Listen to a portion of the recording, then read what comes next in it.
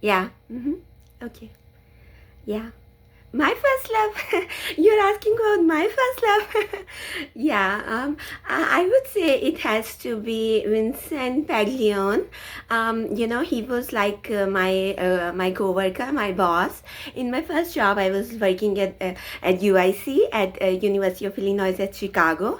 They had an art and art history department, and I was working as an office assistant there, and he was like the dean of the whole department. Okay, so the power imbalance, it was like he was like the most upper level, and I was the least lower level, but he was really really kind. I really loved him. He was like this 50-year-old, so much cool, so much handsome, so sophisticated, so handsome, so educated guy. Oh my god, I just loved him. And he was like, he used to travel a lot because obviously he has such a big, such a big such a big position. So he used to travel a lot. He used to come sometimes from travel state to office, and I used to think, oh my god, it's so cool. He gets to travel for work and he comes to the office, and he used like really, really, expensive perfume. So he smelled really good. But for some reason, he really liked me. Okay, I was only working for like 10 hours in his office, and it was a really easy job. I was just office assistant, so I was mostly filing the paperwork, and also I was I was also filing the paperwork, and I was also, just putting letters in mail because we had to send a lot of letters. So I was putting letters into the mail, and I was copying, and the easy tasks like these. Okay, and I really loved the job because I was like, filing, and I used to daydream, think about Vincent all the time. His name was Vincent Paglione, and the end there was an E, so I wanted to remember that. That's why I used to say Vincent Paglioni. But he was like really handsome. Okay, and when I was filing my letters, sometimes I would just I was daydreaming, and sometimes I would look, and he was like looking at me so lovingly, so caringly. I loved him. It used to give me really ego boost, and that's why I was able to do my undergrad in like 3 years. Yeah, exactly. That's what I thought. You're so right. This is so funny. You're funny. Okay. Yeah, so it was like really, it used to give me like really dopamine boost every week. Okay. For 10 hours, even if I saw him like for 1 or 2 hours, it really gave me dopamine boost, which I needed to get just like energetic, and to, just when you have like high dopamine, you can also study you are more productive, and you can study effectively, and you can just your memory is good. Everything is good when you are in love. Okay, everything is so good. So that's why I was able to complete my BS in 3 years. And yeah, I mean, the thing is that with so much age difference, such men are really like, they just like, they become nice to one girl for like one girl in their 20s or 30s for like 6 months, and then they just like get bored and they look for another. But he was like very consistent. He was in love with me for like for 3 years. That's why I was able to keep my job. It was probably my longest running job. Longest job I was able to keep. So yeah,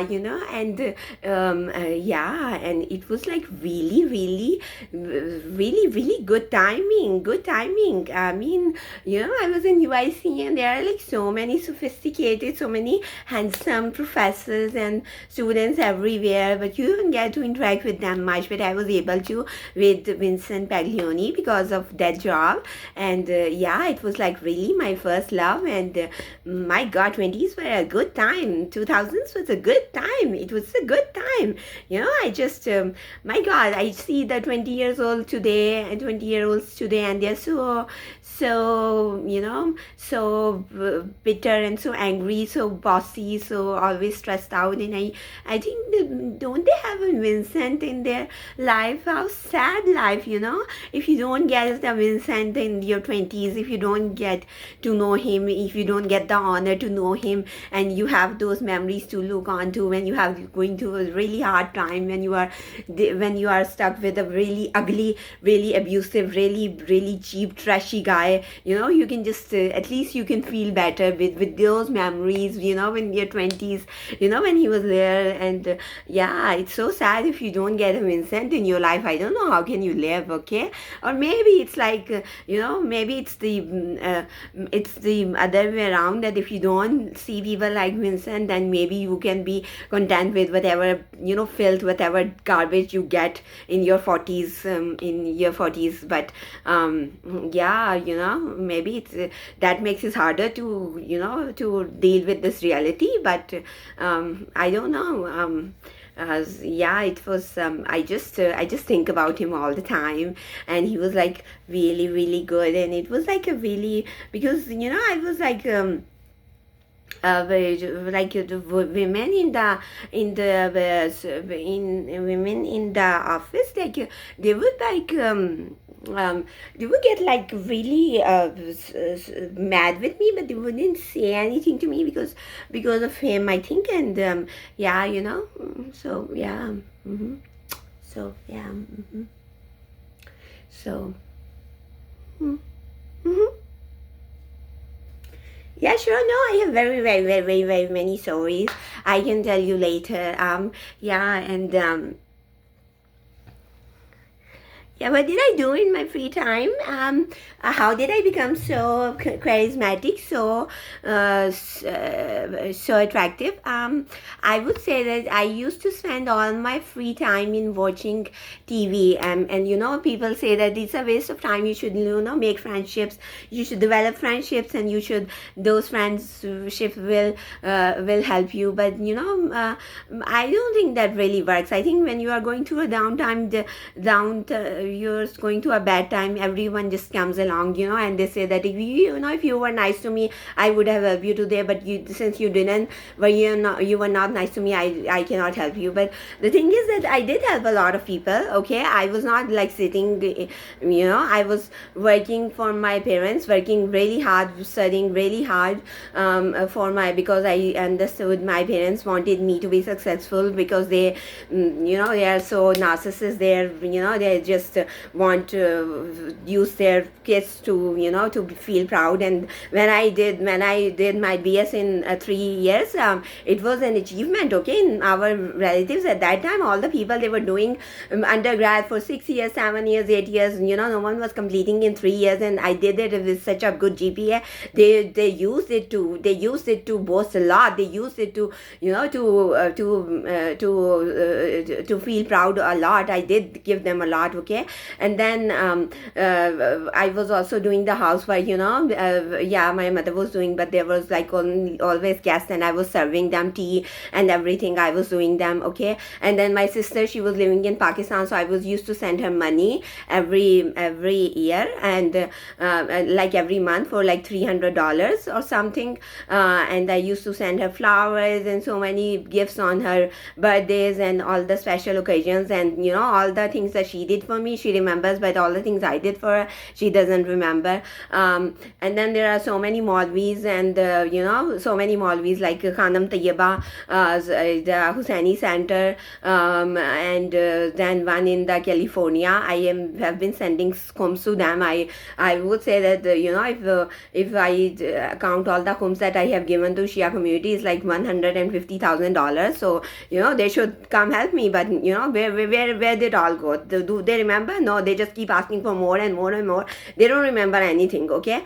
So so few friendship that I missed out on, I don't think they would help me, okay? It's just a thing that people use, that when you are going through a hard time, everyone comes like, you were not nice to me. If you would be nice to me, I would have helped you today, okay? I did help many people. Where are they today? They didn't help me, okay? So and these social parties, they're such a waste waste of time. Okay, it's just mostly like you know fighting for the attraction of the opposite gender, or you're just fighting with each other. Such, you know, just you seen reality TV? Okay, reality TV is so trashy, so waste of time. So you know the real life friendships with people, they are also like that. It's really well, I listen to the conversations of people, and it's really like reality TV. You know, it's like no difference. So you know, it's just a waste of time. I cannot stand reality TV. I don't watch reality TV. Okay, I have only watched like movies and dramas, and I have very high standards. Okay, I don't watch like so many movies. I just stop watching in like 30 minutes, or in 20-30 minutes, and I'm like no, it's not good enough for me. And you know, movies are really good. Okay, the first thing is that the celebrities, they are really sophisticated. You know, the movies that I watch, they have really sophisticated, really well mannered people. So that's why my manners are so good, my personality is so attractive, and I am so I am so charismatic. Okay, their mannerism, their body language, it is so, I unconsciously pick up a lot of mannerisms of the people. And then the movies, they show you, they really give you wisdom. Okay, you know, I know people talk a lot about reading books, but you know, books, you forget the books. Okay, and they say a picture says 1,000 words. Okay, so yeah, you know, I believe that movies can give you a lot more wisdom, a lot more how the people work, how the morality works. Most of the time, I think that you know, many people who study science, who study STEM, they just think that education is not supposed to teach us morals, it only supposed to give you knowledge. So you know, we are using facts, and we don't have to act morally, we don't have to be moral, we don't have to follow any moral values. We just have knowledge, and that's enough. Okay, so you know, most of the time they are like really but you know, that was not the purpose of education. Purpose of education is to you know, act according to the moral values, and today that it's really gone. Okay, so yeah, I am glad I did not waste my time. And I did waste my time a lot in reading the Islamic books on the alislam.org. And yeah, that was a waste of time, because you know, no one follows those. Okay, and it's so ridiculous. People say that now I have free time, I should read. You know, all the stuff that I have read before, they are like you know, just the actions of the Shia community, the actions of religious people, the actions of even Maulvis, they are like 180 degrees. So you know, I don't see what's the point of reading those books, and you know, reading all those sins, when they are openly doing those sins, and they don't care, and they just like gaslight and use some other thing that, you know, we are not doing the sin, we are infallible, whatever we do it because of Allah is asking us to do. So you know, there's no point. Okay, whatever books I have read, they have no purpose. So you know, I don't know why should I have read those books. You know, yeah, those books really seem like a waste of time. So you know, but yeah, you know, that's why I am like I pick up the mannerisms of the people, and you know, celebrities, and especially these good movies, they have like the most attractive, most charismatic people, and I picked up all of them, and that's why I am so charismatic, I'm so magnetic, everyone loves me.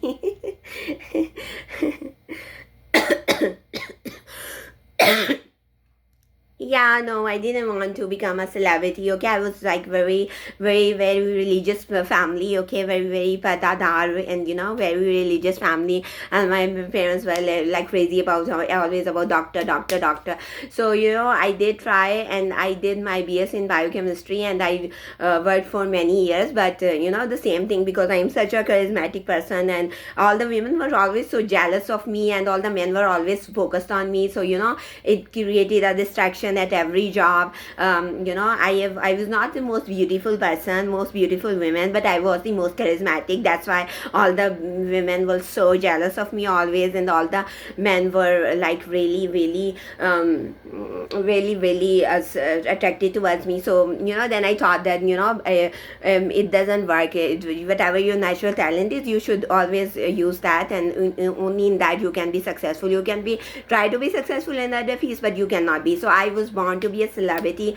I was always so popular in my family. I was always so popular. So I was born to be a celebrity. So I decided, I this is what I'm born to do. This is my natural talent. So why don't I try this? Okay, and I just like really need money, and everyone says to me that you don't have any talent. So I was like, why don't I show my talent? So that's why I decided to become become an influencer. And now mashallah, I am like such a celebrity. I have so many followers, mashallah. So yeah, I don't know the answer to this. Okay, the religious families, it does happen. The religious families, they get these attractive, really really beautiful kids, and before it was like competition was less, so they were able to work in their other fields. But when now it's not possible. You have to go whatever your natural talent is. So you have to go in that field, and only in that field you will be able to be successful. So this is a dilemma. I don't know how to solve this. Okay, some people, they are just like really really attractive, and even if they try to go into the other professions, they are not able to become as successful, because they just they just get so much jealousy and so much attention. Okay, even in my like zero trips, I'm just like sitting really quietly. I'm trying to be invisible, but still I am always the center of attention. And the zero organizers and the like my previous zero group, they were not mad at me for that. They had wisdom. They knew that it was not my fault. But this zero group, I just heard that I was always grabbing the attention, and I was distraction. The others ad group, and it's really sad. The educated ones, the more intelligent ones, they are supposed to understand, but they cannot understand that. They just blamed me, and they couldn't understand the reason. So it's a really pity. I don't know what have education done to you. You have no wisdom, you have no intelligence, and really stupid. It's your loss. Okay, your loss. Okay, this year you are going on Hajj and all the other things. But as soon as my family will know that I have really really, so still they are thinking that maybe I will go back to the Azad group, but they are not accepting the fact. But in a few months they will realize that I have left you, and then it's your loss. Bye.